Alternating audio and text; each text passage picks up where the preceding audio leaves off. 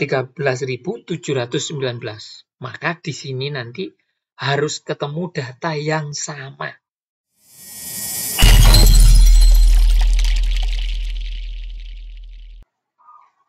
Halo, Assalamualaikum. Selamat datang kembali di channel Gang Onodogus. Sebelum ngasih trik, Mimin mau nyeruput kopi.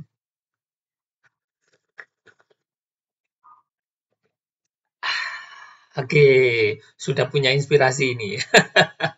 Mimin harus bahas apa? Mimin kali ini mau bahas tentang kesulitannya beberapa operator atau beberapa pengelola pangkalan data di perguruan tinggi untuk melihat jumlah mahasiswanya ini benar-benar terkirim di PDDT atau tidak, gitu.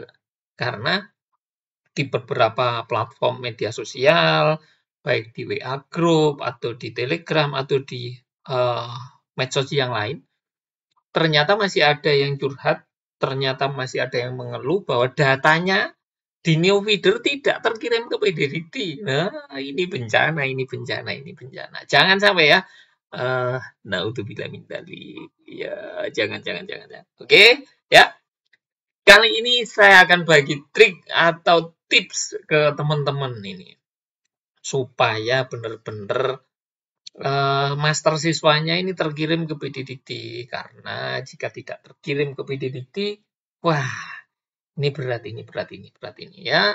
Karena regulasi mengatur mahasiswa yang terlambat atau tidak terdatakan di PDDT harus dengan pendataan mahasiswa lampau. Dan ini cukup melelahkan bagi perguruan tinggi. Oke, harus buka dua aplikasi. Oke, yang pertama aplikasi Neofeeder. Oke, ini sudah terbuka ya, Oke, yang kedua aplikasi pangkalan data. Nah, intinya kita harus melihat data di Neofeeder semuanya terkirim ke pangkalan data. Nah, caranya untuk melihat bahwa memastikan data yang di Neofeeder ini benar-benar terlaporkan ke PDDT itu bagaimana? Mimin kasih satu trik dulu, tidak banyak-banyak. Oke, kita masuk ke Neofeeder, ke menu mahasiswa, di menu daftar mahasiswa. Oke, Mimin lepas dulu filternya. Yang pasti teman-teman paham dengan NIM atau NIPD ya.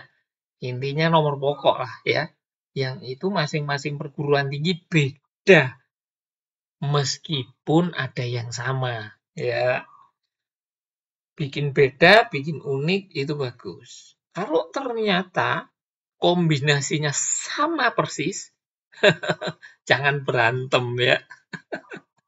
Karena NIM ini memang punya perguruan tinggi masing-masing ya. Tapi tidak ada aturan bahwa perguruan tinggi yang lain dilarang sama gitu. Nah, misalkan ini ya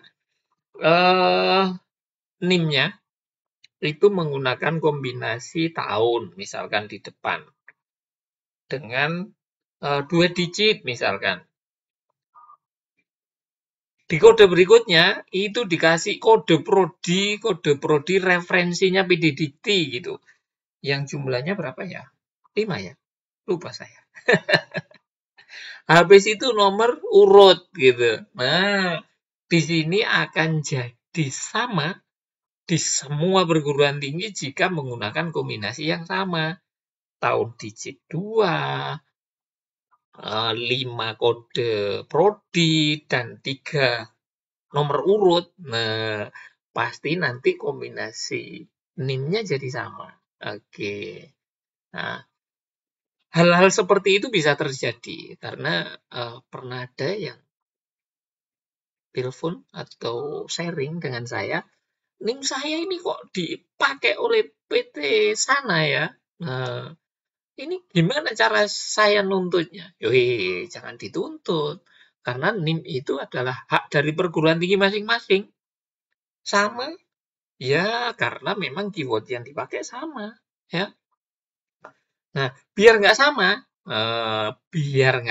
harus dengan kode tersendiri. Misalkan, oh tahun masuk biar waktunya panjang.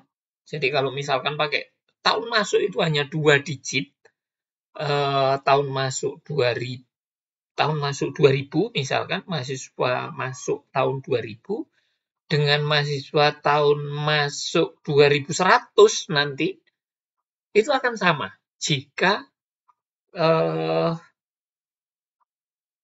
usia NIM itu kita tidak berpikir bahwa oh ini usianya harus panjang, ya.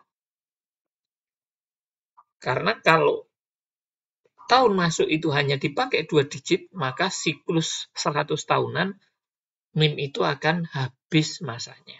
Nah, tapi kita tidak berpikir kita menjadi pengelola PD Dikti 200 atau 300 tahun ya. Nanti akan jadi kunci sejarah.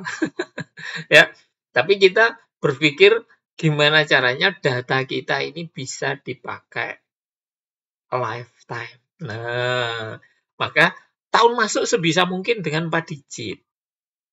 Oke. Nah, ada beberapa kombinasi, ada yang tetap pakai angka, ada yang kombinasi dengan huruf. Oke, misalkan dengan huruf, ya. Tahun masuk tetap ya, tahun masuk dengan tahun masuk. Misalkan semester yang dengan angka ganjil itu 1, genap itu 2, atau mungkin dengan angka dengan huruf, ganjil itu dengan A, genap itu dengan B, monggo.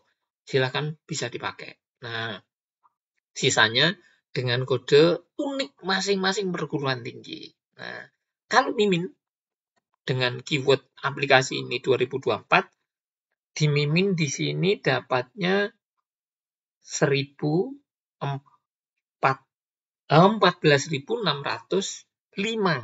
Nah, data ini harus terbaca semua di PD Dikti.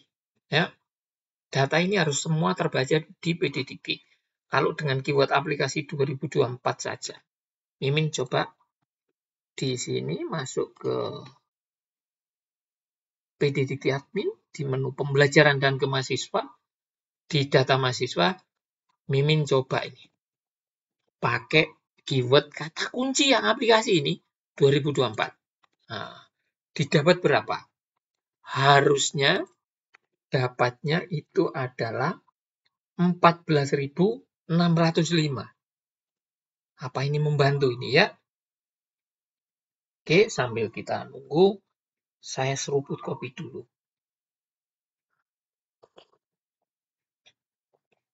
Nah, ternyata dapatnya 15.003. Belum unik ini. Kalau hanya dengan 2024. Oke. Karena data yang harus diambil itu adalah sekian. Nah, gimana ini teman-teman? Untuk memastikan datanya selisih ini. Oke. Mimin kali ini pakai keyword 2024 10. Nah, jika dengan ini Mimin dapat berapa? 13.719. Oke. Saya tambah 2 digit saja. Hanya dengan 2 digit harus presisi. Berapa jumlahnya? Oke, kita tengok. 13.719. Maka di sini nanti harus ketemu data yang sama. 13.719. Fit datanya perfect. Oke. Jadi di teman-teman dengan hanya menambah 2 angka saja teman-teman bisa memastikan alhamdulillah data saya sama. Oke. Ini mahasiswa yang masuk di semester ganjil di tahun 2024. Mimin masuk dengan keyword merubah angka 1 jadi 2. Ketemu 800 18. Di sini juga saya ganti menjadi 2. Harusnya ketemu 818. Angka cantik ini. 818. Mirip seperti Saras ya. Oh, bukan ya. Saras 008. Oke. Datanya fix 818. Teman-teman pengelola PDDT sudah punya gambaran gimana cara menentukan NIM agar tidak hanya menjadi unik, tapi sebagai keyword kunci untuk melihat data kita terkirim atau tidak. Jangan sampai Anda menjadi pengelola PDDT di perguruan tinggi hanya sebagai tukang input. Tapi Anda juga sebagai pengelola yang benar-benar tahu mana data yang terkirim dan mana data yang tidak terkirim. Jika ada kritik dan sarapan, silakan kirim ke rumah saya. Kalau ada kritik dan saran, silakan tulis di kolom komentar.